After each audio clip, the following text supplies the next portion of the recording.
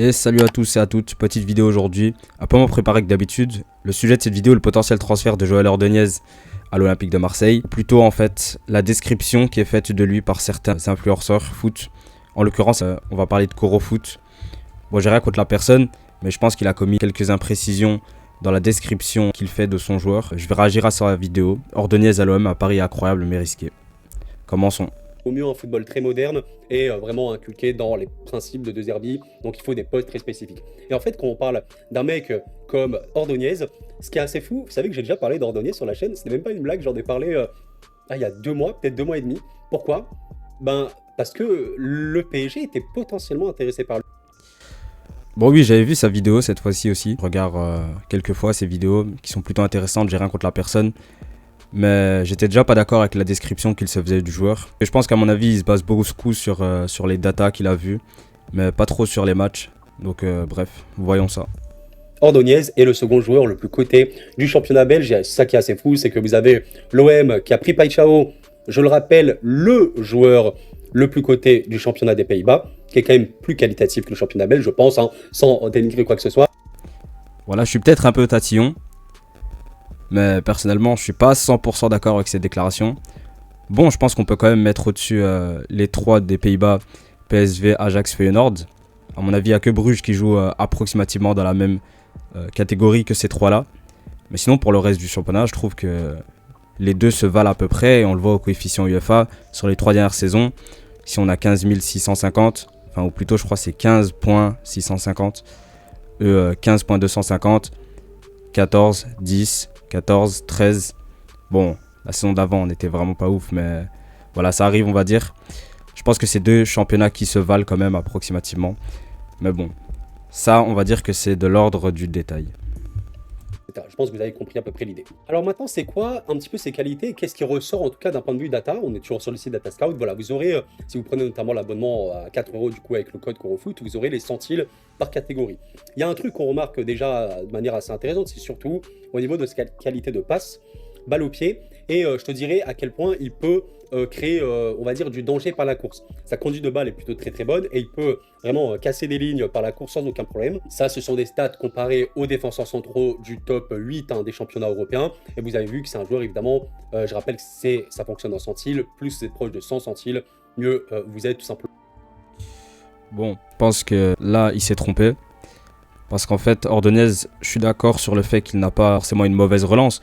Mais c'est pas du tout ce qui caractérise le joueur.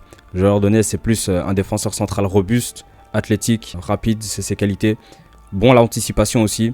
Bon, il va en parler aussi, mais il axe plus sa vidéo sur le fait qu'Ordonez est un défenseur relanceur. Il le dit même plusieurs fois dans sa vidéo que c'est un défenseur plus relanceur. Je suis pas vraiment d'accord avec ça.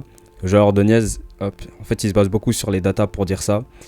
Parce qu'en fait, ces datas, dans tout ce qui est défense, sont un peu catastrophiques. Mais bon, ça c'est quelque chose qui va de pair avec le fait que Bruges est une équipe qui a beaucoup le ballon. C'est l'équipe qui a le plus le ballon en championnat. Donc c'est normal que ces statistiques soient un peu, on va dire, pourries à cet endroit-là. Parce que si maintenant Bruges affronte par exemple Malines ou Saint-Tron, bah, ils ont 60-65% de possession. Et il ne va pas faire tellement de tacles, du coup il ne va pas faire tellement d'interceptions, ni beaucoup de blocs. Et c'est pour ça que ces statistiques sont un peu pourries. Mais c'est pas vraiment un défenseur relanceur, il a une qualité de relance qui est pas mauvaise, plutôt moyen sur ça. D'ailleurs, c'est pas que Coro qui s'est trompé là-dessus. J'ai aussi, hop, tac, ici, de la part de Datascout. Hop, ici. Ordonez, vraie qualité de pied. Pression à la relance. Énormément d'avance dans le registre. Je suis pas vraiment d'accord. C'est vrai que statistiquement, on dirait. Voilà, on dirait qu'il est pas très bon dans tout ce qui est défense et qu'il est vraiment bon à la passe. On voit ici profil similaire Marquinhos, Inigo Martinez, mais c'est pas vraiment ça. Ordonez, c'est pas ça qui le caractérise, pardon. Vraiment très fort. Et c'est pour ça que, pour revenir à Ordonez, et on va de toute façon on conclure, on va pas développer pendant 1 heure non plus. Ordonez, il faut considérer une chose, quand je vous dis que sa data ressort pas des masses, c'est parce que, globalement, c'est un joueur qui, à la passe, peut être bien, pour relancer, c'est un défenseur relanceur globalement. C'est un joueur qui s'est percuté par la course, comme on l'a compris avec le coup de progressive. Maintenant au niveau de la création, 2e et 3e passe D, bon c'est voilà, les passes qui arrivent avant la passe D, c'est pas si mal pour un défenseur. Les pas dans le dernier quart du terrain, c'est bien, il sait bon. C'est à peu près tout. Et je vous l'avais évoqué un petit peu pour Paixão. Paixão, il faut savoir quelque chose, c'est que quand vous jouez dans un championnat qui est moindre, il faut avoir une bonne data, c'est mieux. Si, je sais pas, vous jouez en première ligue, vous avez une data qui est un peu moyenne. En vrai, c'est pas grave du tout vu comment la première ligue s'est relevée. Par contre, si vous avez une data moyenne voire nulle dans un championnat, voilà, je sais pas, comme les Pays-Bas ou quoi, même si c'est quand même bon, hein, vous avez compris, c'est pas bon du tout.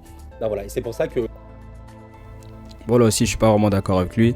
Il y a des joueurs qui sont excellents mais qui ressortent pas sur les datas. Simplement, ça dépend du style de jeu de certaines équipes. Et encore une fois, il se fait avoir, je pense, par le fait que Bruges a beaucoup la possession et qu'Ordonez ne tacle pas beaucoup par match. Ça n'a rien à voir, je pense, avec la qualité du joueur. D'ailleurs, je pense pas qu'un joueur est valorisé à 28 millions sur Transfermarkt par hasard, juste parce qu'il est un peu meilleur que les autres à la relance. Parce qu'en plus, Ordonez, en termes de relance dans le championnat belge, on peut trouver bien mieux. Mats Smets, il est beaucoup plus fort dans cet aspect-là, par exemple. Bon, là, il va donner son avis sur le joueur, son prix, etc. Je vais mettre en 1,5, sinon c'est un peu rapide. Enfin, c'est un peu lent, du coup. Donc voilà. intéressé par certains très gros clubs, mais qui honnêtement, moi si je vous donne mon avis maintenant, Koro, vous me posez la question, Koro, est-ce que l'OM doit mettre 35 millions sur Ordonez? Honnêtement, non les gars. Pourquoi? Parce que, je vais pas dire que c'est un pari, mais le joueur, il est vraiment il est vraiment au début. Il est vraiment au début, ok, il sort d'une saison qui est folle, franchement qui est vraiment bonne, il n'y a aucun problème là-dessus, sa valeur elle a vraiment explosé, il n'y a pas de problème, mais moi je comprends l'optique de l'OM de chercher du potentiel. Est-ce que c'est forcément l'intérêt maintenant? Sur le papier, une défense à 3 en phase offensive, Medina, Balerdi, Ordonez, bien sûr que ça a du flow, je peux pas vous dire le contraire. Mais est-ce que le joueur a montré suffisamment pour instantanément jouer dans une équipe titulaire comme l'OM en France? Voilà, c'est évidemment plus élevé qu'en Belgique, dans la Ligue des Champions, bon ok, il a fait une Ligue des Champions, ok. Je sais pas à quel point c'est possible. Donc honnêtement, ça me paraît, si l'OM le fait, c'est une folie, hein, mais c'est, j'aime pas dire pari parce que pour moi le joueur aura une carrière, vous voyez un peu l'idée, je serais pas choqué si le gars, je sais pas, finit en première ligue, dans un club consistant de PPL, il n'y a pas de problème là-dessus. Mais à quel point maintenant pour l'OM, tu vois, encore s'il avait 2 ans de plus, il avait eu encore plus de régularité, il aurait progressé, pourquoi pas. Après, peut-être que De Zerbi le veut vraiment absolument et qu'il aura un truc, voilà, il va exploser, je sais pas, à Marseille. Pour ça, on n'en sait rien du tout. Mais c'est vrai qu'aujourd'hui, je me dis que l'OM a fait en plus CJ et Egan Riley. Voilà, vous me dites ce que vous en pensez. Voilà, pour conclure vraiment définitivement, je suis obligé, je suis désolé les gars, je suis même pas en fait pour casser la hype ou quoi, je suis pas du tout comme ça, vous le savez bien, moi je dis toujours aux gens, vous aimez le mercato, en vrai, je vais pas dire enflammez-vous à mort, mais créez un petit peu cette hype, voilà, soyez contents, c'est comme pour vous dire, je suis obligé de considérer le tout. L'OM ne peut pas mettre 100 millions, 150 millions, 300 millions, risque, la qualité de joueur elle est certaine. Est-ce que ça vaut le risque? Je sais pas. Honnêtement, je pense pas. Parce qu'on va parler d'un transfert qui serait potentiellement, les gars, le transfert le plus cher de l'OM, encore une fois avec Paixão, pour un joueur qui, ok, est un taulier à Bruges, a vraiment enchaîné, a été performant, est très très jeune, donc la marge de progression et la potentielle revente, elle peut être vraiment bonne, ok. Mais c'est quand même un risque. Pour moi, le risque n'en vaut pas, enfin le jeu. Comme on dit déjà, ça vaut pas la chandelle, j'ai oublié l'expression, les gars, laissez tomber. Mais en tout cas, voilà les gars, je vous pose la question, est-ce que vous pensez que l'OM pourrait, j'allais dire se tromper, c'est pas se tromper, mais pourrait prendre le risque de casser sa tirelire? On sait pas trop comment ça va évoluer. Je ne sais Bon, là aussi c'est dur de dire que c'est encore tôt pour Ordonez à l'OM. Ça, c'était son temps de jeu il y a 2 saisons maintenant, en 2023-2024. Et on peut voir que déjà en fin de saison, en fait, il était titulaire. Il était titulaire. C'est pas un homme qui a fait ses statistiques, qui a grimpé jusqu'à 28 millions sur Transfermarkt simplement avec une bonne saison. Non, il était déjà là en fin de saison dernière. On peut voir ici qu'il était à la Copa América avec l'Équateur, mais il n'a pas beaucoup joué. Bon, il n'a pas beaucoup joué à cette époque, il jouait pas tellement en sélection nationale. Par contre, en Conference League, on voit qu'il a joué. Il a fait une demi-finale de Conference League. Demi-finale de Conference League avec le club de Bruges. Je pense que c'est de l'expérience en Europe. Les imitateurs de la Coupe du Monde avec l'Équateur. Ici, on peut voir 90 minutes, 62 minutes, 90. Voilà, c'est quand même un joueur, je pense, expérimenté. C'était il y a 2 ans maintenant, ce tableau. Hop, ici. Fin de saison, normalement, il était titulaire. Voilà, il était titulaire. Donc voilà, moi, je trouve que c'est dur quand même de dire qu'Ordonez, c'est tôt pour l'OM. Quand on sait que cette année, il a été titulaire indiscutable avec l'Équateur, il a fait des beaux matchs. Je me rappelle d'un match pas trop mal contre le Brésil de sa part, contre Vinicius Junior aussi. Il joue arrière droit, donc il est aussi plutôt polyvalent. Il a dépanné à ce poste avec l'Équateur, il a été bon. Je me rappelle aussi de plusieurs de ses matchs excellents avec le club de Bruges en Ligue des Champions. Il a été bon contre les meilleurs attaquants du monde, Gyökeres, Oli Watkins. Bon, je sais pas si Oli Watkins c'est le meilleur attaquant du monde, mais on peut dire niveau Première Ligue quand même. Lookman, tout ça, Retegui. Donc voilà, il a été très bon. Donc je trouve quand même que c'est un peu dur de dire que c'est tôt pour l'OM. Bon, si on m'avait dit qu'il allait être transféré à Liverpool pour être le nouveau Van Dijk, j'aurais dit oui, ok, c'est peut-être un peu tôt, mais l'OM quand même, je pense qu'il a sa place. Je ne sais pas. Ok, le joueur, vraiment, il est très solide de duel, mais il joue pas énormément de duel non plus. Dans le duel aérien, il a mieux. Ok, en phase de construction, c'est bien, mais tu pourrais aussi trouver autre chose. Surtout toi, tu es une équipe dominante comme l'OM en Ligue 1, tu vas avoir le ballon la plupart du temps. Il pourrait aller, il pourrait convenir. Est-ce que tu peux pas trouver peut-être moins cher, mais aussi important, voire voilà, même meilleur, j'allais dire, je sais pas. Mais voilà. Ordonez, c'est un vrai bon joueur, il pourrait aller dans des gros clubs, il n'y a aucun problème là-dessus. Le verrez bien se développer, vous savez, dans des clubs, pourquoi pas intermédiaires. Aller en Allemagne, moi je pense à Francfort, il y a notamment Lupacho. En Italie, pourquoi pas, en Italie, je pense qu'il y a des clubs qui pourraient être intéressés. Maintenant, l'OM, titulaire direct, avec un prix comme ça, tu m'aurais dit le joueur, allez, tu arrives à le choper à 10 millions. Là, je t'aurais dit large oui. Pas maintenant, pas à ce prix-là, je pense un peu trop. Vous me dites?